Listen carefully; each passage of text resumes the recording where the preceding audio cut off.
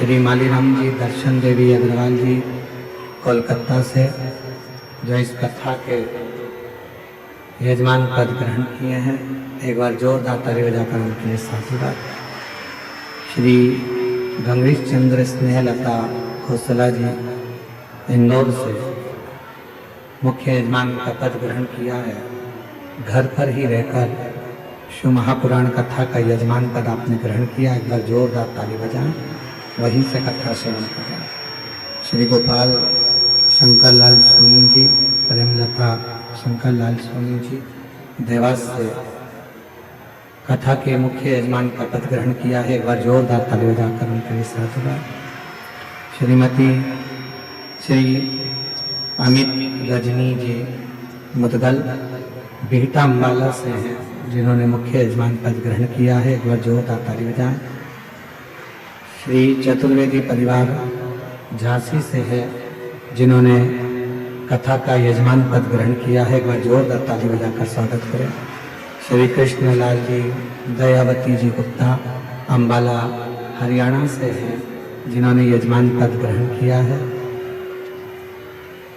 श्री प्रदीप ममता बंसल जी, श्रीमती कांता बंसल जी दिल्ली से हैं, जिन्होंने कथा के मुख्य यजमान पद ग्रहण किया है। श्री मिथिलेश पुष्पा मिश्रा जी धनबाद झारखंड से हैं, जिन्होंने कथा का मुख्य यजमान पद ग्रहण किया है। श्री सुनील नीलम कुमार सिन्हा जी गया बिहार से हैं, जो एक दिवसीय कथा के मुख्य यजमान पद ग्रहण किए हैं। श्रीमती लीलाबेन जयंती भाई पटेल गुजरात से हैं, एक दिवसीय ऑनलाइन कथा के यजमान पद ग्रहण किए हैं।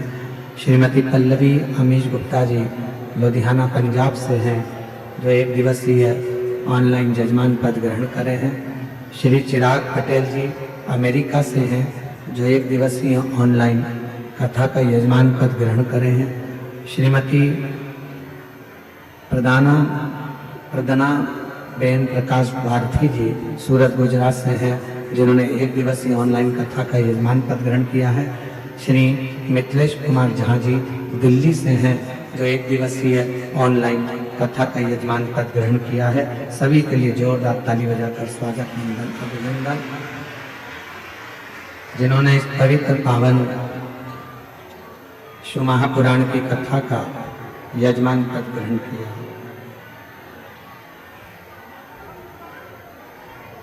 बाबा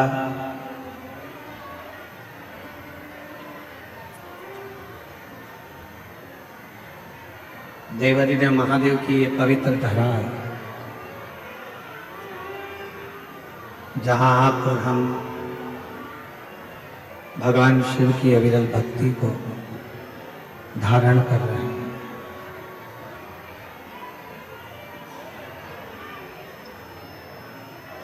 ना जाने कितने कितने जीवन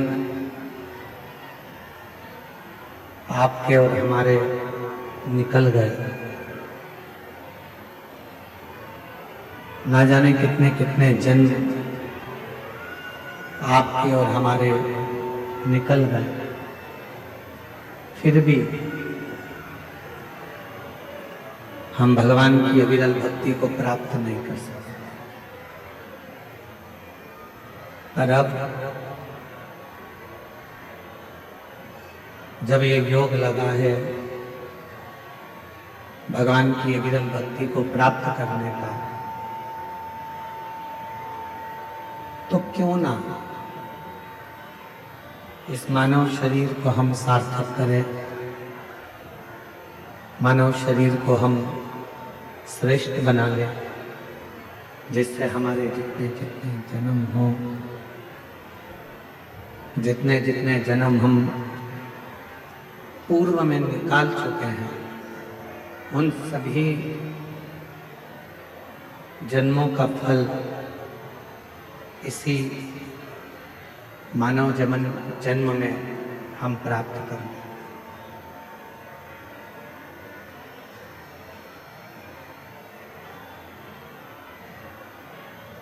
मर जाना, फिर जन्म ले लेना, फिर मर जाना, फिर जन्म ले लेना, उसमें श्रेष्ठता नहीं है। आवाज नहीं आ रही है उधर पंडाल में।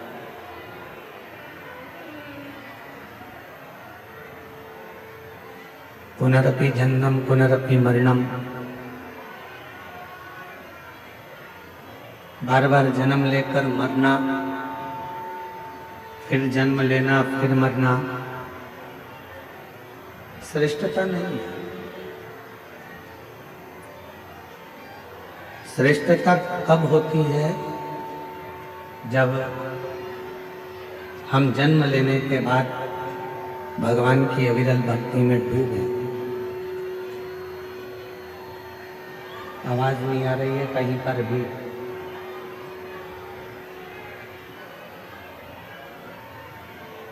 जब भगवान की अविरल भक्ति में हम डूबे और भगवान का भजन कर कर, भगवान का स्मरण कर कर, भगवत नाम धारण कर कर, भगवान की अविरल भक्ति को धारण कर कर, फिर हमारा कोई अगला जन्म ही ना हो।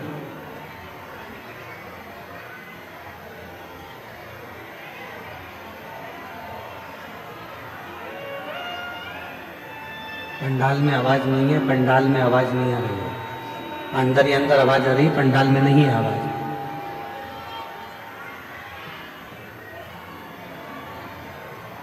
जन्म लेना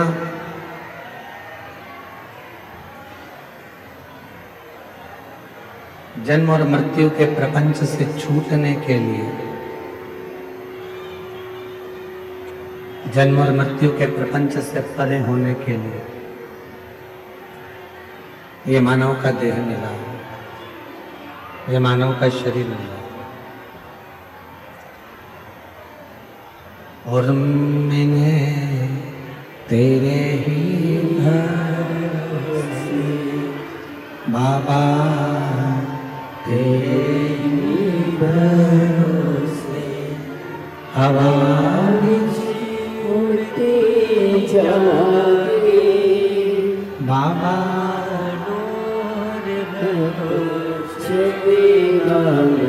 कड़ी जाने भोले मैं तेरी पकड़, शंभो मैं तेरी पकड़, हवा में उड़ती जाए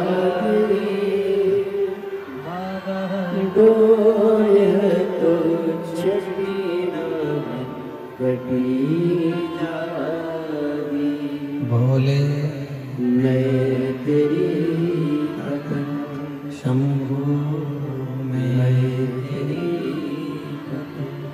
शिव कथा कर रही है, भगवान शंकर का पवित्र चरित्र कर रहा है, शिव महापुराण की कथा कर रहा है। एक माली रोज पेड़ में पानी देता है, वृक्ष में पानी देता है।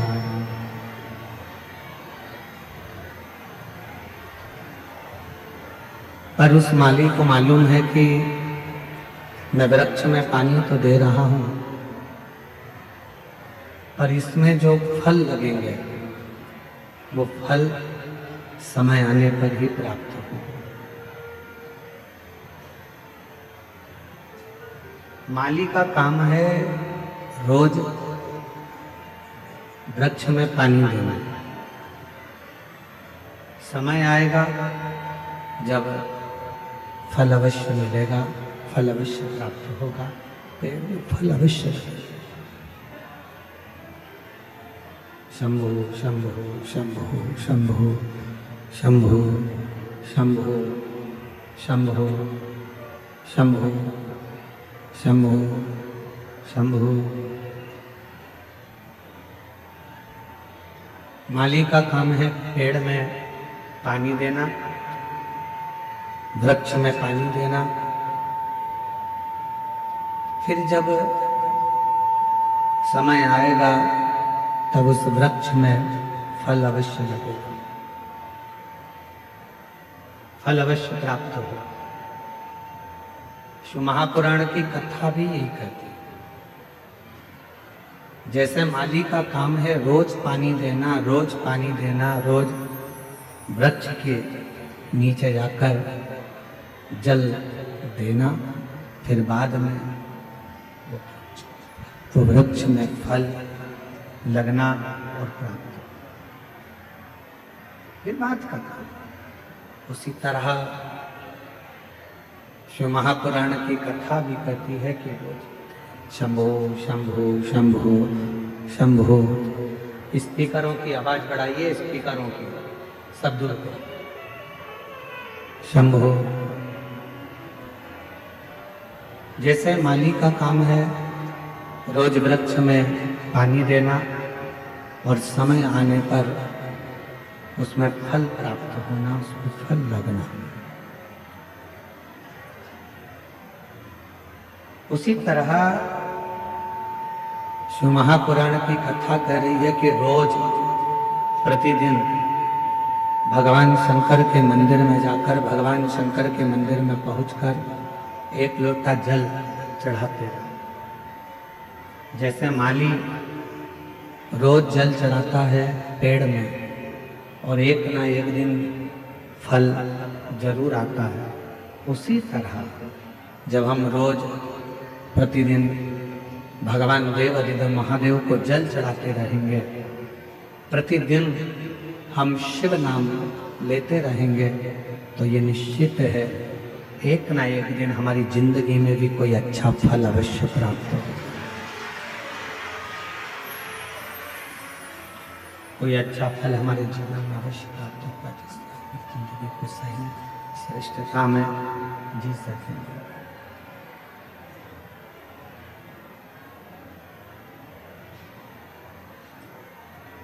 और तेरी कृपा बिना न हिले एक भी अणु, लेते सांस तेरी कृपा से बखान क्या करूं मैं, राखोगे मेरे का चपटी भभूत मेरे खजाना कुबेर का, एक मुक्ति वाले ओंकार तू, भोले ओंकार तू, आयो शरण बिहारी शंभो तारकार तू। बखान क्या करूं मैं, राखोगे ढेका चपटी भभूत में खजाना कुबेर का, हे गंगाधार मुक्ति द्वार ओंकार तू, भोले ओंकार तू, आर्यो शरण बिहारी शंभो तारकार तू। जैसे शिव कथा कहती है, भगवान शंकर का चरित्र कहता है, शिव महापुराण की कथा वर्णन करती है। हमारा जन्म लेना कब सार्थक है, जब हम भगवान की अविरत भक्ति को धारण कर सकें, जब हम भगवान की अविरत भक्ति को अपनी जिंदगी में उतार सकें। जरा विचार करिएगा, माता सती के जब प्राण छूट गए और माता सती के जब प्राण छूटे, माता सती के शरीर को भगवान शिव ने अपने कंधे पर धारण कर लिया।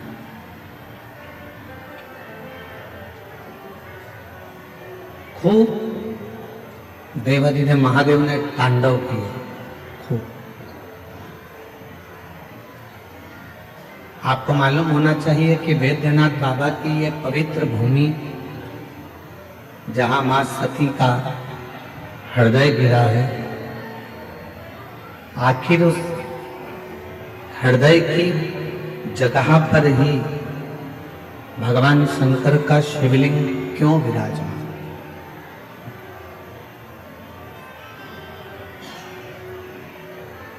किस लिए विराजमान है, क्यों वहां पर विराजमान है? ज्ञात ऐसा क्या कारण है? शिव महापुराण की कथा कहते हैं, शंकर का चरित्र कहता है, भगवान शंकर का चरित्र कह रहा है, शिव महापुराण की कथा कह रही है।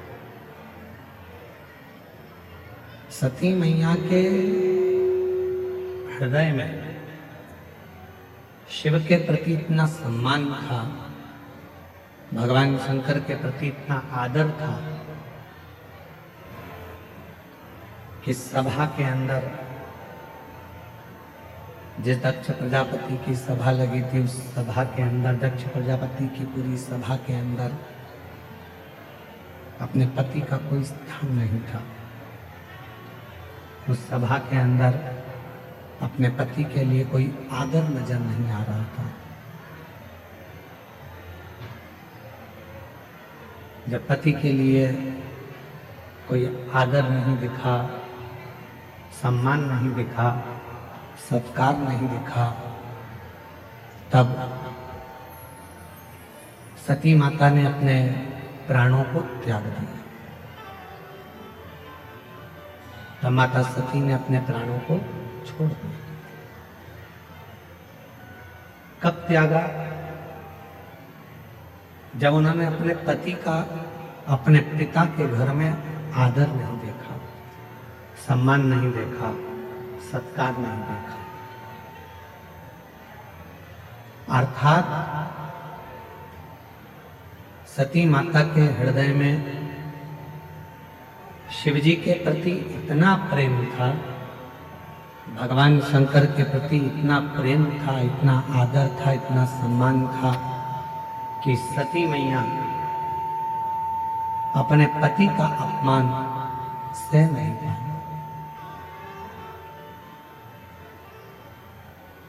अपने पति के अपमान को मां सती सह नहीं सकी।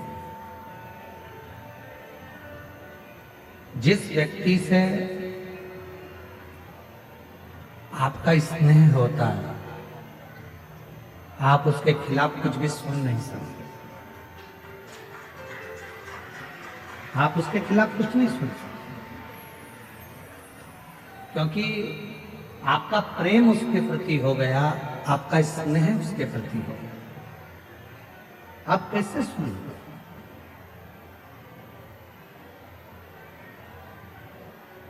जितनी मेरी जीजियां बैठी हैं, जितने मेरे जीजा बैठे हैं, जितनी मेरी माताएं बैठी हैं, जितने मेरे भाई बैठे हैं, जितने मेरे जीजा बैठे हैं, जितने मेरे बुजुर्ग माता पिता बैठे हैं, आप सब जरा विचार कर कर बताना, एक बेटा कोई गलती करता है और लोग आकर बता देते हैं। एक बेटा गलती करता है और किसी ने आकर बताया कि तुम्हारे बेटे ने ये गलती करी है, तुम्हारे बेटे ने ऐसा कर दिया, तुम्हारे बेटे ने वैसा कर दिया, तुम्हारा बेटा ऐसा गलत कर रहा है। ईमानदारी से बोलना, माँ मानने को तैयार हो जाती है क्या कि मेरा बेटा ऐसा कर सकता? माँ मानती ही नहीं, माँ मानने को तैयार ही नहीं होती है, माँ मान ही नहीं पाती। क्यों? क्योंकि एक माँ अपनी बेटी से इतना प्रेम करती है, एक माँ अपने बेटे से इतना स्नेह करती है, इतना प्रेम करती है, इतना स्नेह करती है कि वो कुछ मानने को तैयार ही नहीं होती। वो कुछ मानती है।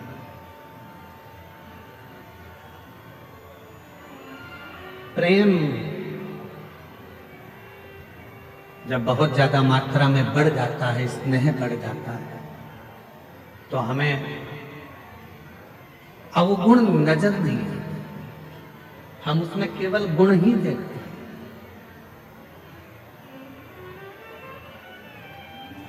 हम उसमें अवगुण नहीं देख रहे हैं, हम केवल उसमें गुण देख रहे हैं।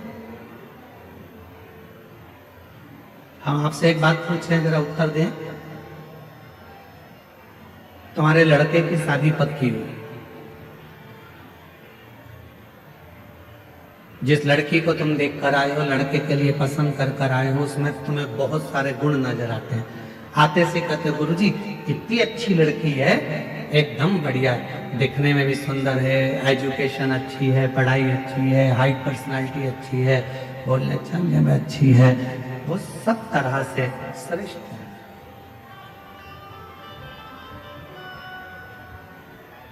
क्यों?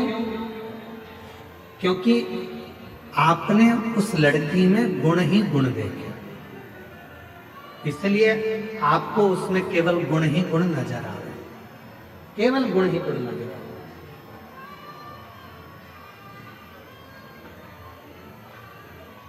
और कुछ समय के बाद जब लड़की शादी कर कर आपके घर में आ जाती है, विवाह कर कर आ गई, 2-4 साल निकल गए, फिर उसके सारे गुण कहाँ चले जाते हैं? अब आप उसमें गुण नहीं देख रहे, आप उसमें अब दिन भर सुबह से शाम तक अवगुण ढूंढने का प्रयास कर।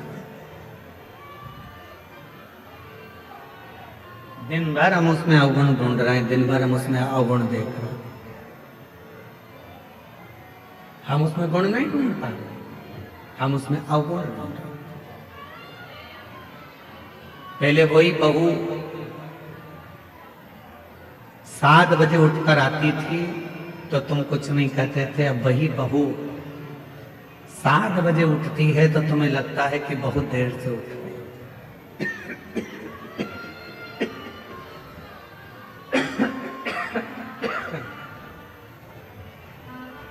गला पकड़ रहा है बहुत तेज, और साउंड की आवाज भी ऐसे फैल फैल के आ रही है, लोगों को समझ में भी तो आए कथा क्या चल रही है।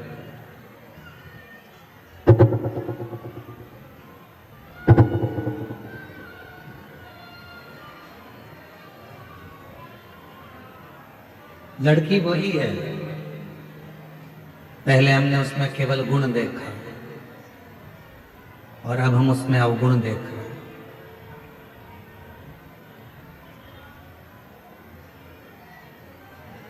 अब हम उसमें गुण नहीं देख पा रहे, अब हम उसमें अवगुण देख रहे। थोड़ा सा भी भोजन बिगाड़ दिया, बस रंग, थोड़ा सा भी भोजन बिगाड़ दिया तो कह दिया तुम्हारे बाप ने यही सिखाया। और पहले तो अगर वो थोड़ा सा भी भोजन कुछ बनाकर तुम्हारे सामने ला देती थी तो तुम उसमें प्रसन्न हो जाते थे कि इतना अच्छा भोजन बनाया, इतना श्रेष्ठ भोजन बना है, तुम उसमें भी प्रसन्न हो जाते थे। अब तुम्हें उसमें अवगुण दिख रहा है। यहां जितने बैठे हैं, यहां मेरी जितनी भी माताएं बैठी हैं, जितने भी पिता बैठे हैं, मैं आप सबसे एक निवेदन करूं, उत्तर दीजिएगा जरा से।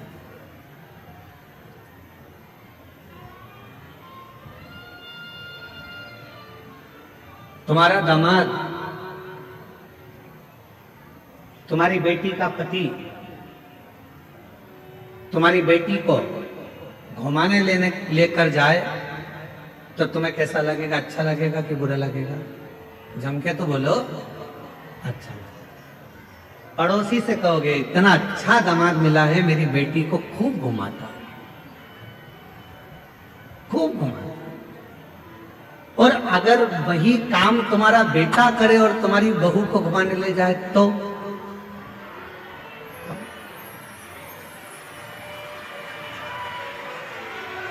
विचार करो। दामाद बेटी को अगर सोने की, तुम्हारी बेटी को सोने की रकम दामाद दिलाए तो मेरा दामाद हीरा है। अभी दिवाली पर उसने मेरी बेटी को सोने का हार दिलाया, रानी हार दिलाया। और वही काम तुम्हारा बेटा करे और तुम्हारी बहू को सोने का हार दिला दे तो तुम्हारा भगोने जैसा मुंह हो जाए। तुम्हारा बदल नहीं सकता। अब जैसे तुम्हारी बेटी है वैसे ही तुम्हारी बहू भी तो किसी की बेटी है, वो भी तो बेटी है।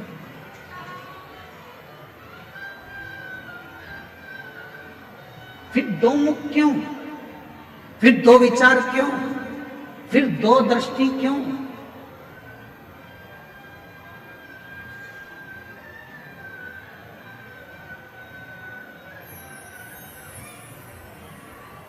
गणेश जी की कितनी धर्म पत्नियां? जम के बोलो जरा। दो। क्या नाम है? सिद्धि। किसी ने शंकर भगवान से कभी पूछा कि भोलेनाथ जी आपने अपने गणेश जी के लिए, बेटे के लिए दो पत्नी क्यों ढूंढी? माँ जगत जननी जगदम्बा अम्बा माँ पार्वती जी आपने अपने बेटे के लिए दो बहू क्यों ढूंढी? किसी ने पूछा कभी गणेश जी महाराज से कि गणेश जी आपके लिए आपके माता पिता ने दो पत्नी क्यों ढूंढी? क्या आपके लिए एक धर्म पत्नी श्रेष्ठ नहीं थी? फिर आपने दो पत्नियों को क्यों धारण किया, दो पत्नी क्यों रखी? तो कोई देव अधिदेव महादेव से पूछे तो देव अधिदेव महादेव एक बात कहते हैं कि मैंने अपने पुत्र गणेश के लिए दो पत्नियां इसलिए ढूंढी हैं क्योंकि गणेश जी को बुद्धि का देव कहा जाता है और बुद्धि कभी भी इधर उधर भटके ना। दोनों ओर अगर बुद्धि जाए भी तो दोनों ओर रिद्धि और सिद्धि होना चाहिए, दोनों ओर बुद्धि को संभालने के लिए।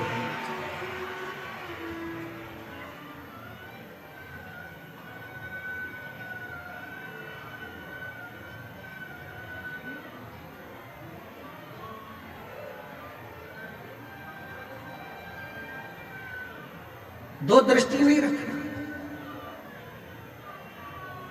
हमारी बुद्धि दो तरह से बढ़ जाती है। बेटी और दामाद के लिए हमारी बुद्धि कुछ और कहती है और बेटा और बहू के लिए हमारी बुद्धि कुछ और कहती है।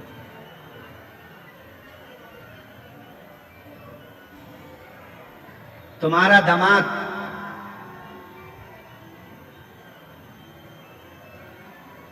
तुम्हारी बेटी बीमार पड़ गई, तुम्हारी बेटी बीमार पड़ी और तुम्हारा दामाद उसको हॉस्पिटल दिखाने ले गया, तुम्हारा दामाद घर में पोछा लगा दिया, तुम्हारे दामाद ने झाड़ू लगा दी, तुम्हारे दामाद ने चाय बनाकर पिला दी और तुम उससे मिलने गए। मेरा दामाद इतना हीरा है, मेरी बेटी बीमार पड़ गई तो इतनी सेवा कर रहा, इतनी सेवा कर रहा, और मालूम पड़े तुम्हारी बहू बीमार पड़ जाए और तुम्हारा बेटा वही की वही करे तो मेरा बेटा तो लल्लू हो गया। दिन भर उसमें लगा।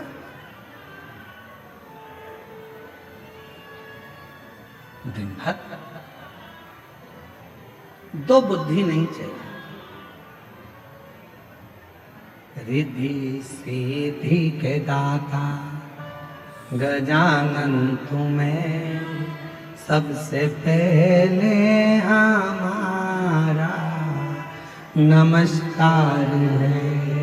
रिद्धि सिद्धि के दाता गजानन तुम्हें सबसे पहले हमारा नमस्कार है। रिद्धि सिद्धि के दाता गजानन तुम्हें सबसे पहले हमारा नमस्कार है। एक बुद्धि रखिए, समदृष्टि रखिए, समदृष्टि। बेटी बीमार पड़ गई, चिंता लग गई, मेरी बेटी 3 दिन से बीमार है, मेरी बेटी ने कुछ नहीं खाया। बहू बीमार पड़ गई, ढोंग कर रही है।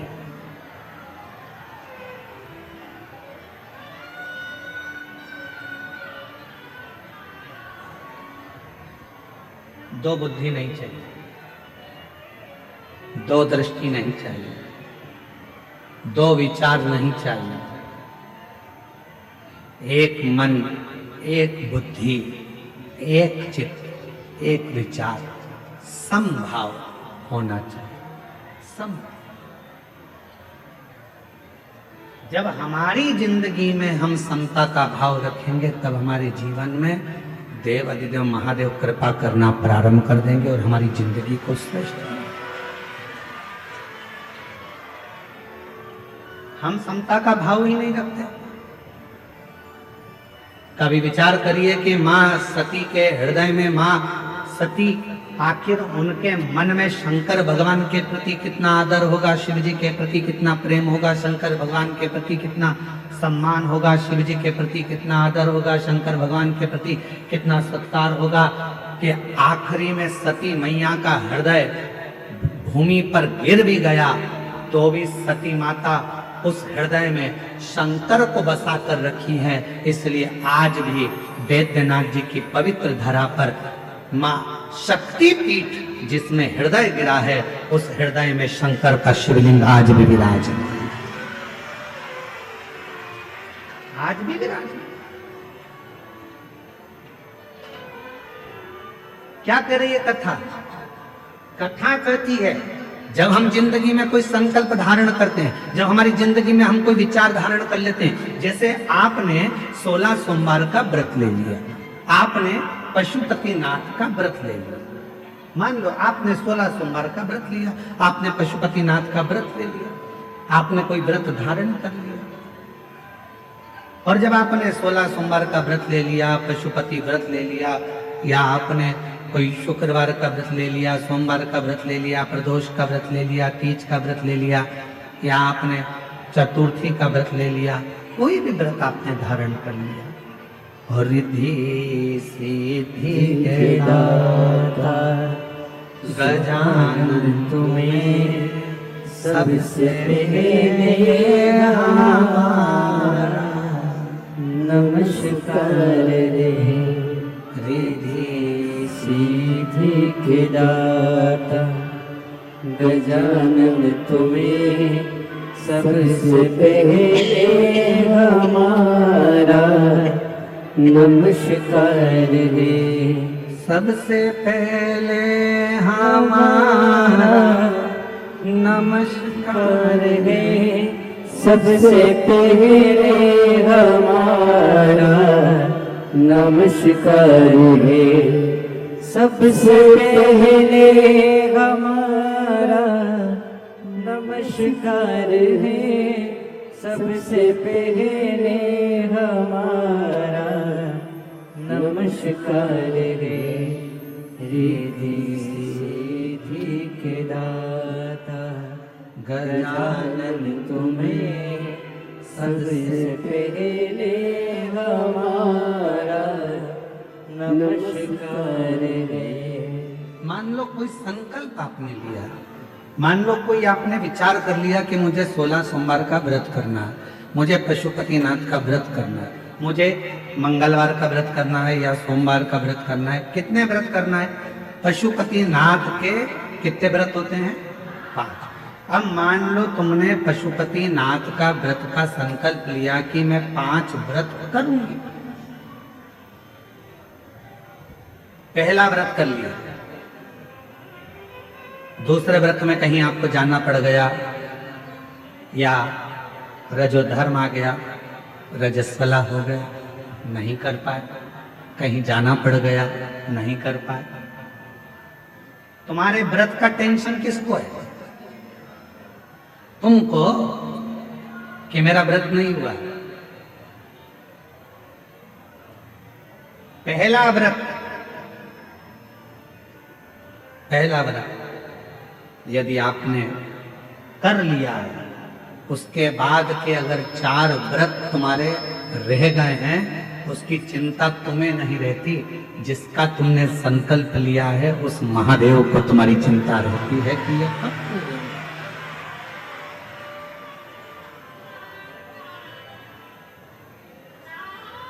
ये कब पूरे होंगे, कैसे पूरे होंगे, कब पूरे होंगे, ये उनको चिंता।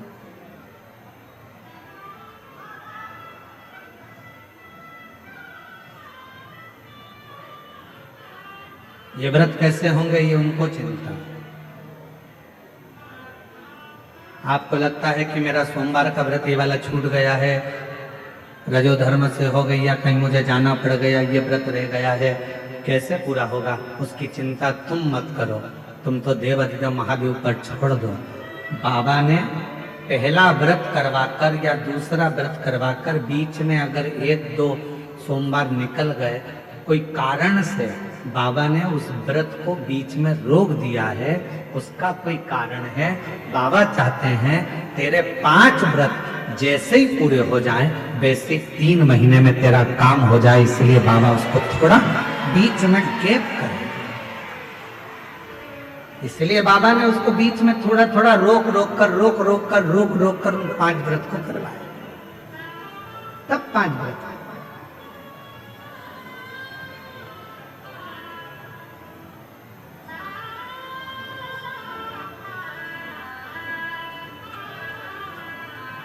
इसलिए शिव महापुराण की कथा कहती है, जिंदगी का कोई भी पल, कोई भी क्षण, कोई भी समय आपके लिए, हर समय, हर क्षण, हर पल प्रसन्नता का और समता का होना चाहिए।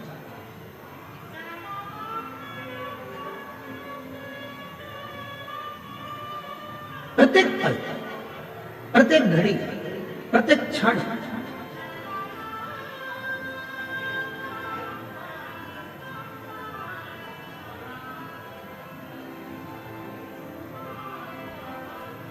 आप जब चाहो जब भगवान को भजो, आप जब चाहो जब शिव का स्मरण करो। इस हृदय में शिव समाहित है।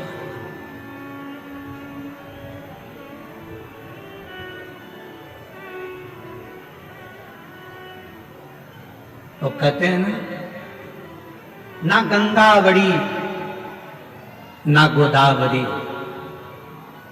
ना गंगा बड़ी ना गोदावरी, न तीर्थ बड़े प्रयाग, सकल तीर्थ का पुण्य वही, जिस दिल में शिव का वास।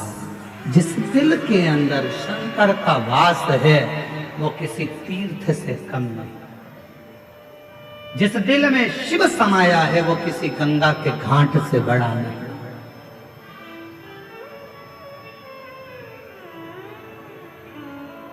सबसे बड़ा तीर्थ कौन सा होता है? आपका हृदय, आपका दिल, आपका मन। बिना किराए के आप 2 मिनट में पहुंच जाते हो और 2 मिनट में वापिस आ जाते हो। अभी बैठे बैठे आप लोगों से हम काशी की बात करेंगे तो तुम्हारा दिल काशी पहुंच जाएगा, वापिस लौट कर आ जाएगा। पैसा भी नहीं लगा, 1 रुपया नहीं लगा, घर में बैठे बैठे सारे तीर्थ हो जाते हैं। इसलिए शास्त्र कहता है, गंगा बड़ी ना गोदावरी, ना तीर्थ बड़े प्रयाग, सकल तीर्थ का पुण्य वही, जिस दिल में शिव का वास। जिस दिल में शंकर का वास होता है, वो गंगा, कावेरी, गोदावरी, तीर्थ, प्रयाग, सबसे बड़ा वही हृदय हो जाता है।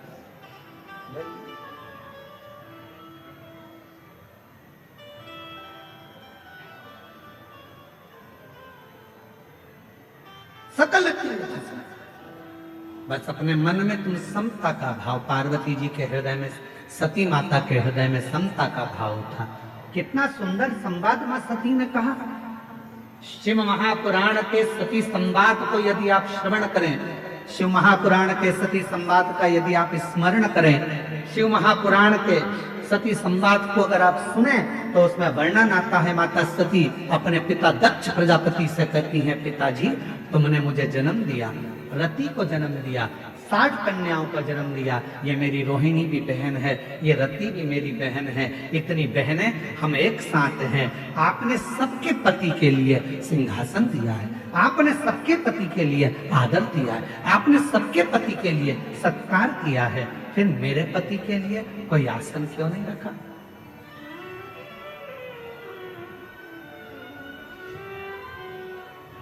फिर मेरे पति के लिए आपने कोई आदर का स्थान क्यों नहीं रखा?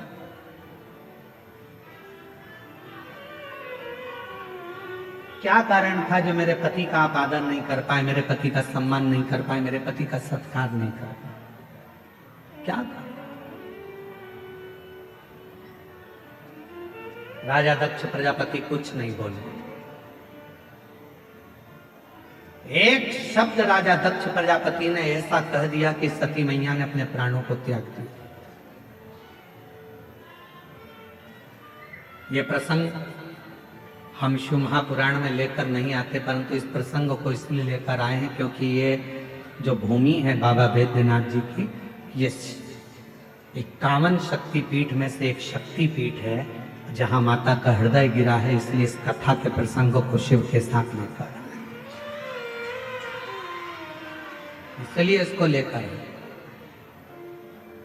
पिताजी मेरी सारी बहनों के पति के लिए आदर था, मेरी सारी बहनों के पति के लिए सम्मान था, मेरी सारी बहनों के पति के लिए सिंहासन था। सबका आदर करा, सबका सम्मान करा, सबको सम्मान दिया, सबको सिंहासन दिया। फिर मेरे पति के लिए कोई सिंहासन नहीं, कोई आदर नहीं, कोई सत्कार नहीं। क्यों? इसलिए दक्ष प्रजापति कुछ नहीं बोले, एक शब्द भी दक्ष प्रजापति ने नहीं कहा।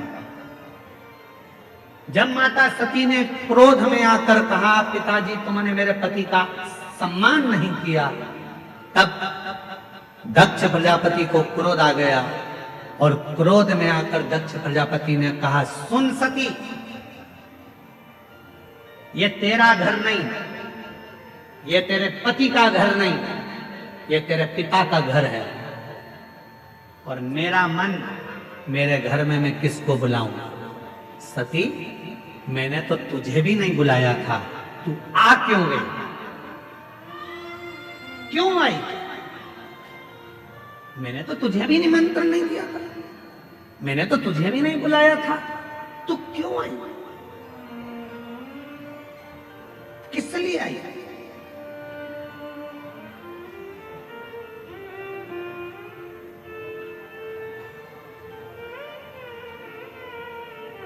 सती माता सती मुस्कुराकर बोली रे दक्ष प्रजापति, अब तुम बोल रहे हो कि मुझे बुलाया नहीं था, क्यों आई?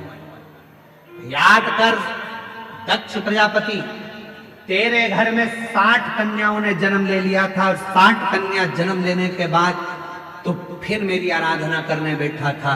और जब मैं तेरे सामने प्रकट हुई थी दुर्गा बनकर, तो तूने, मैंने पूछा था मांग तुझे क्या चाहिए, तो तूने कहा था मां अगर कुछ देना चाहती हो तो तुम मेरी बेटी बनकर मेरे घर में जन्म ले लो। तूने मांगा था, तूने बुलाया था, तो मैं आई थी। अगर तू नहीं बुलाता तो मैं नहीं, तूने बुलाया तो मैं आई।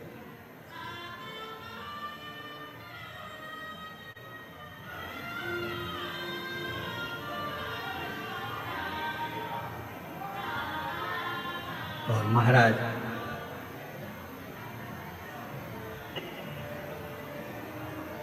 उसने बुलाया है तो हम आए।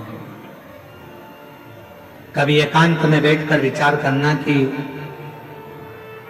तुम्हारे घर के बाहर कुत्ता घूमता हुआ दिखे, तुम्हारे घर के बाहर गधा घूमता हुआ दिखे, तुम्हारे घर के बाहर चींटी, चीटा, चूहा, छिपकली, इल्ली, झिंगुर, पक्षी ये सब दिखते हुए नजर आए, तो विचार करना कि भगवान ने कितनी बड़ी कृपा करी कि तुमको छिपकली बनाकर पैदा नहीं करा, तुमको झिंगुर बनाकर पैदा नहीं करा, तुमको चींटी बनाकर पैदा नहीं करा, तुमको मेरे भगवान ने पैदा करा तो मनुष्य बनाकर पैदा करा। मतलब भगवान को चाहते थे तुझसे कि तू जन्म लेकर फिर संसार से मुक्त हो जाए,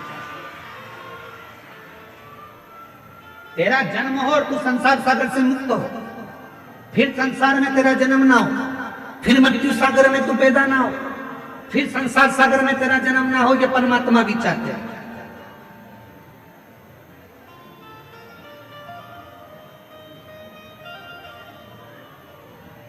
और महादेव नमन चरणों में, महादेव नमन चरणों में, स्वीकार कीजिए सबका किया है मेरा भी उद्धार कीजिए, उद्धार कीजिए।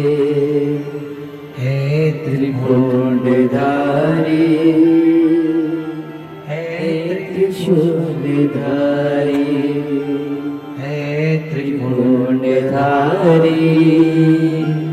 हे त्रिशूलधारी। चरणों में तेरे बाबा जी पावन है चारों धाम। चरणों में तेरे बाबा जी पावन है चारों धाम। तेरी देव करते वंदना पूजे सीताराम। तेरी देव करते वंदना पूजे सीताराम। हो जाए पूरी कामना, हो जाए पूरी कामना। उपकार कीजिए, सबका किया है मेरा भी उद्धार कीजिए, उद्धार कीजिए। हे त्रिभुवनधारी, हे त्रिशूलधारी, हे त्रिभुवनधारी,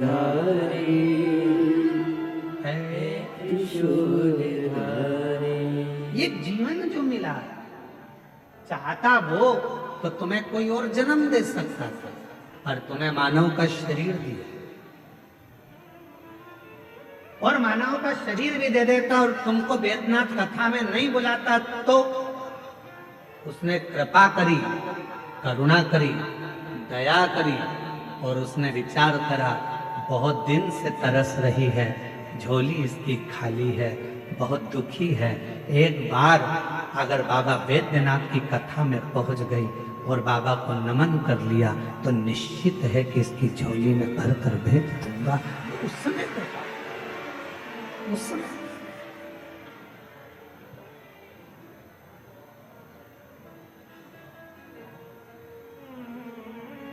कल एक बहन जी ने पत्र लिखा, और पत्र में, कल हम पत्र को ढूंढेंगे तो टाइम लगेगा, उस पत्र में लिखा कि गुरुजी इतनी भीड़ है कि अंदर तो हम जा ही नहीं सकते, हम तो बाहर बैठते हैं और आप हमको दिखते भी नहीं है,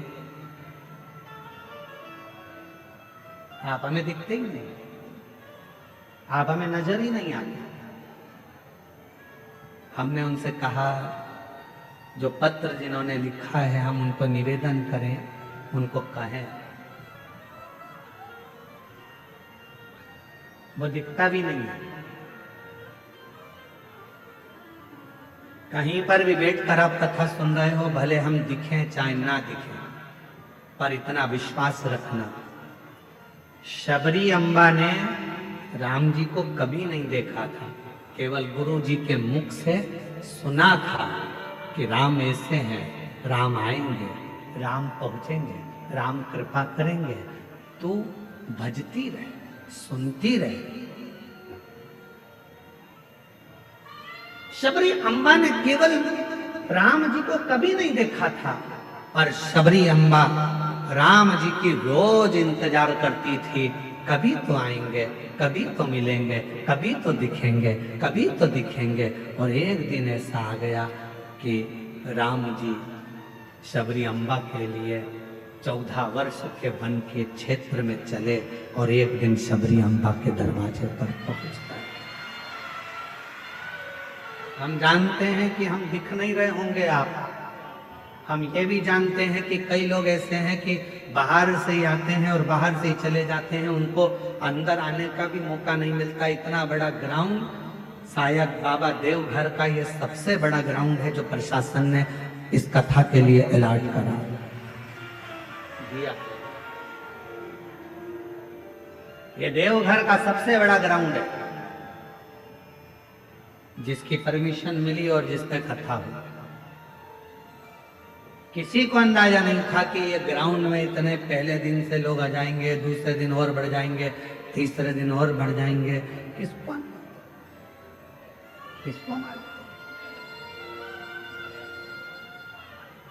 और ना किसी के घर निमंत्रण गया, ना किसी के घर पीले चावल गए, ना किसी के यहाँ कोई पत्रिका गई। बस आपके कानों में शब्द हो गया, चलो बुलावा आया है, देवघर वाले ने बुलाया है।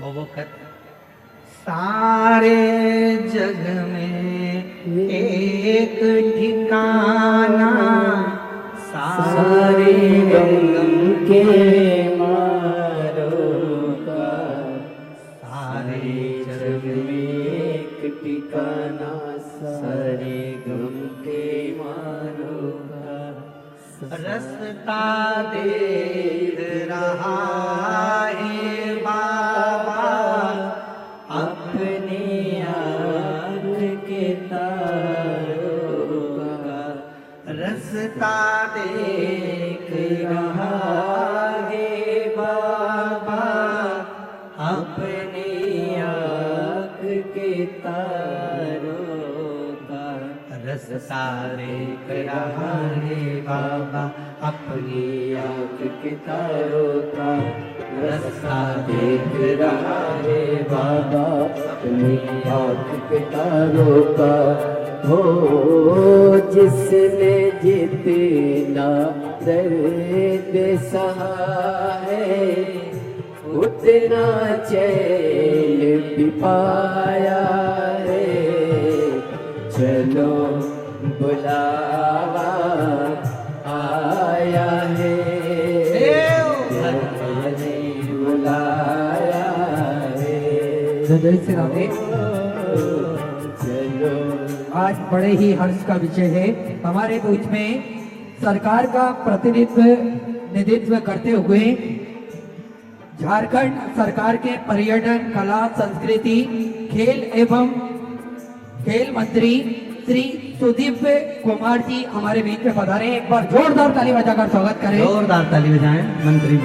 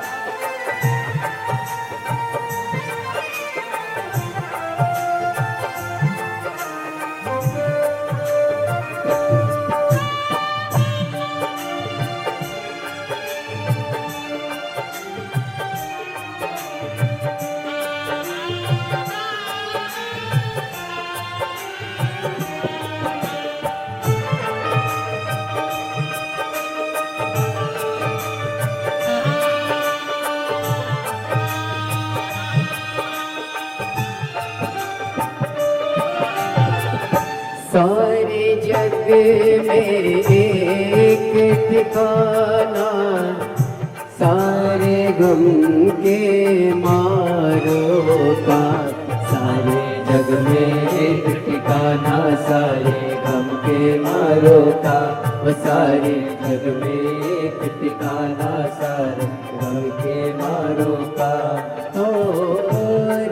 सारे तेरा रे बाबा अपनी आँख के तारों का रास्ता देख रहा है बाबा अपनी आँख के तारों का रास्ता देख रहा है बाबा अपनी आँख के तारों का। ओ मस्त हवा का एक झोंका ये संदेश लाया है, चलो बुलावा आया है, बाबा ने बुलाया है। ओ चलो बुलावा आया है, बाबा ने बुलाया है।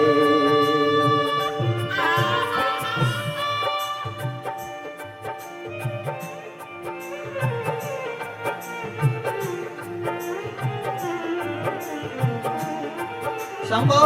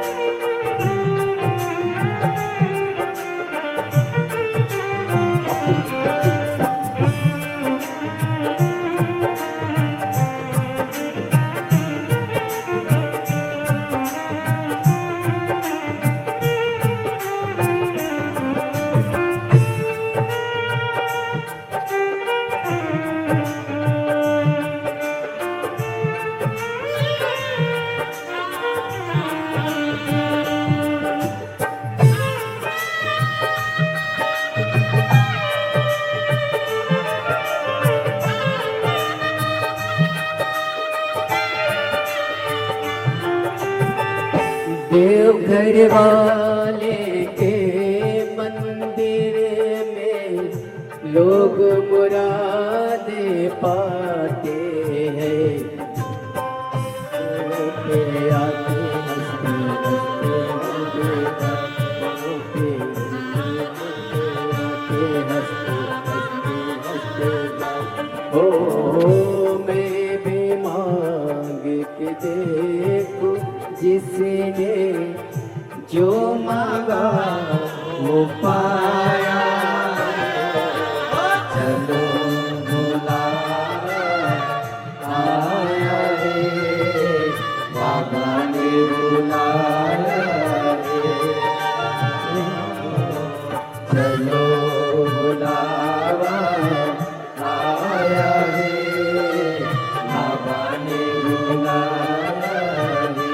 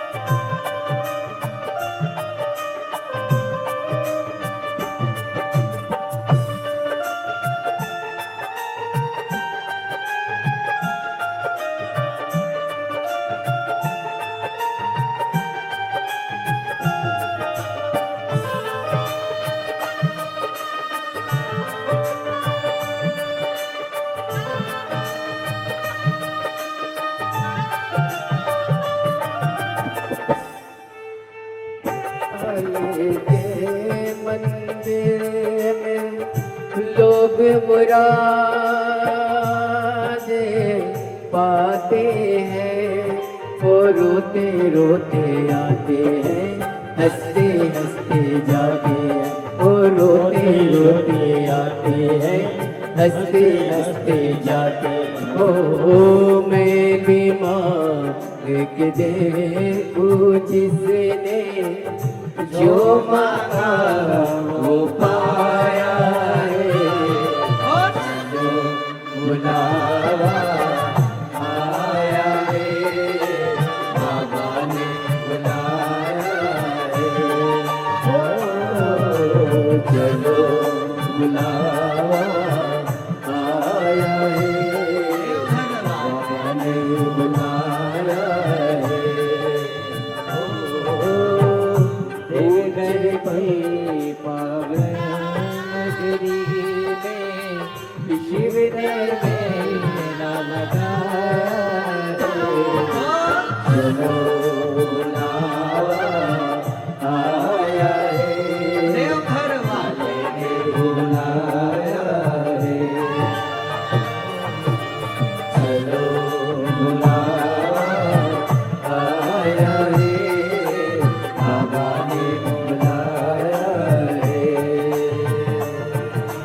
चलो बुलावा आया है, बाबा ने बुलाया है। चलो बुलावा आया है, बाबा ने बुलाया है।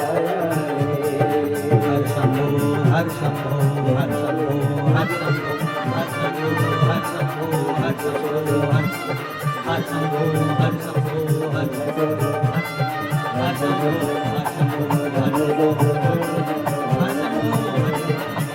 शंभो हर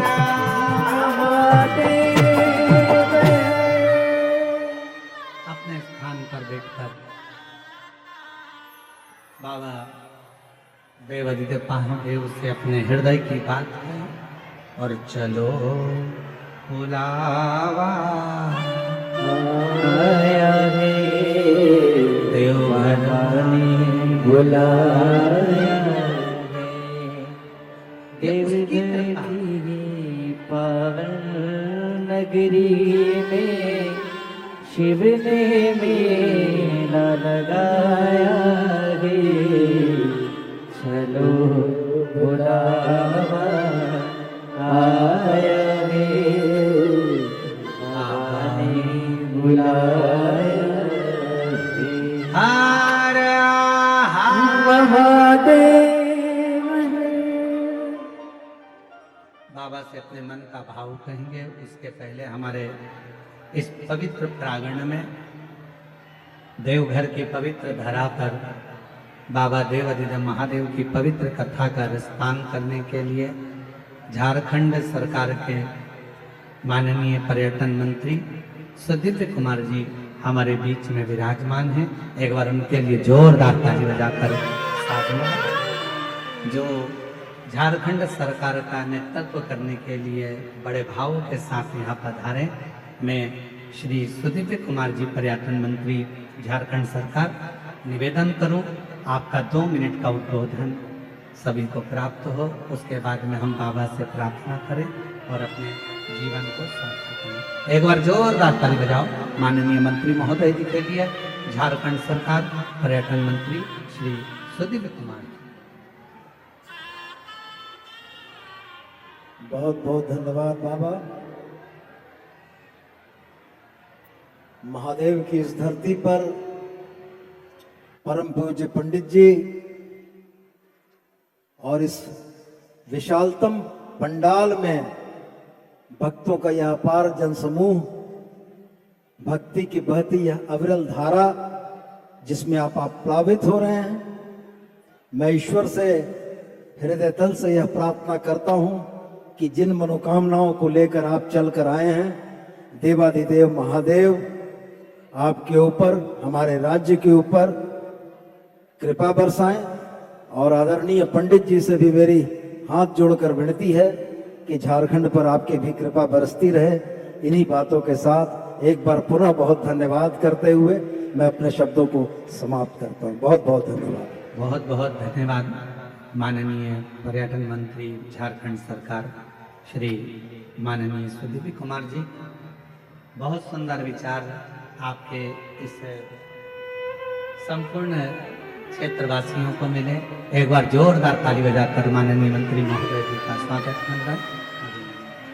हर हर महादेव भाव से बड़े आनंद से बाबा को अपने मन का भाव कहेंगे, हृदय से बाबा को अपने मन की बात कहेंगे।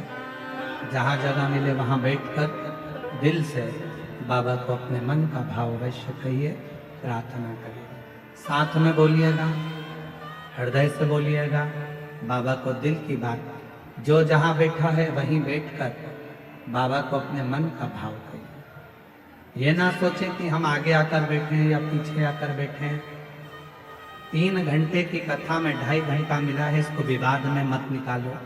जहाँ जगह मिल जाए वहाँ बैठकर उससे अपने दिल की बात करो। कई लोग तो ये सोच कर आते हैं कि हम आपको कथा नहीं सुनने देंगे, अड़चने डालते हैं, पर आपका काम है उस जगह पर मौन रहकर कुछ देर।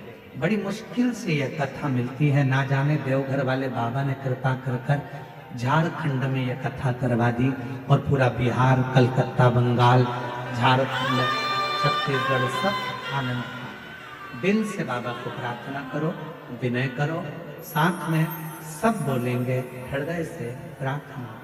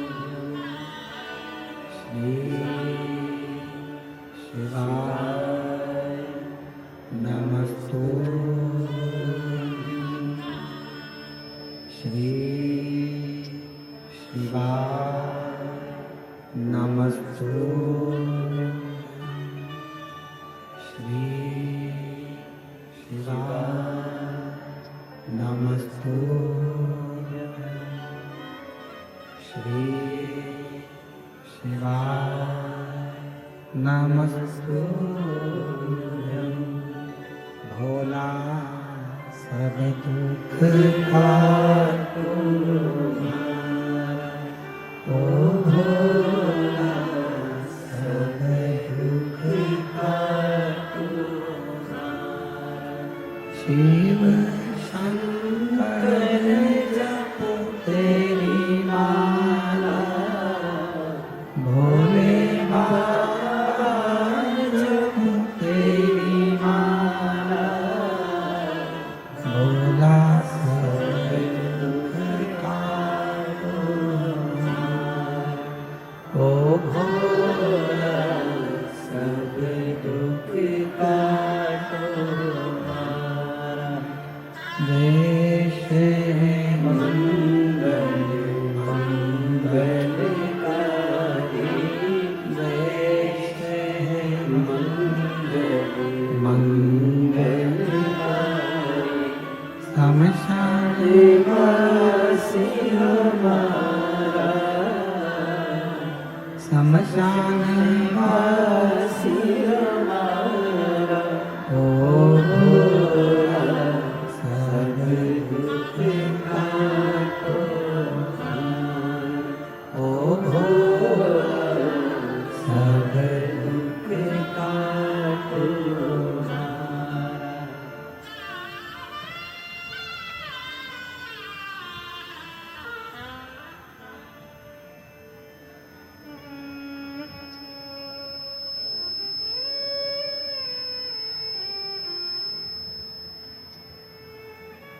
बाबा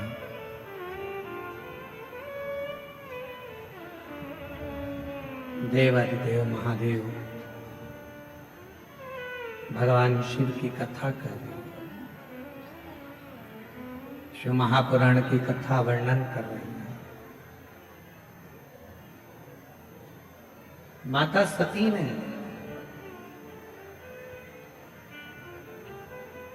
पिताजी से कहा तो पिताजी ने एक शब्द कह दिया, मैंने तो तुमको भी नहीं बुलाया,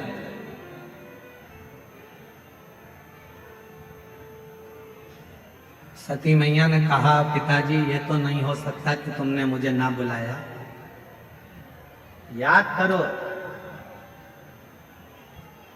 आपके घर में कई बेटियों ने जन्म ले लिया था और मैं जगत जननी दुर्गा स्वयं तुमसे कहने के लिए आई थी कि अब बेटी मत मांगो, पर तुमने बेटी मांगी। और कहा तुमने कि मुझे बेटी के रूप में तुम चाहिए। और मैंने कहा था दक्ष प्रजापति कि तू मुझे समझ नहीं सकता, तू मुझे जान नहीं सकता दक्ष प्रजापति। शिव को और शक्ति को समझने के लिए कई जन्म लेना पड़ जाएंगे, तब जाकर मनुष्य समझ पाएगा कि शंकर भगवान है क्या, शिव का एक लोटा जल है क्या, शिव की अविरल भक्ति है क्या, माँ दुर्गा भवानी आद्य शक्ति है क्या। कई जन्म निकल जाएंगे, कई जन्म। एक पत्र अच्छा है, देखिए।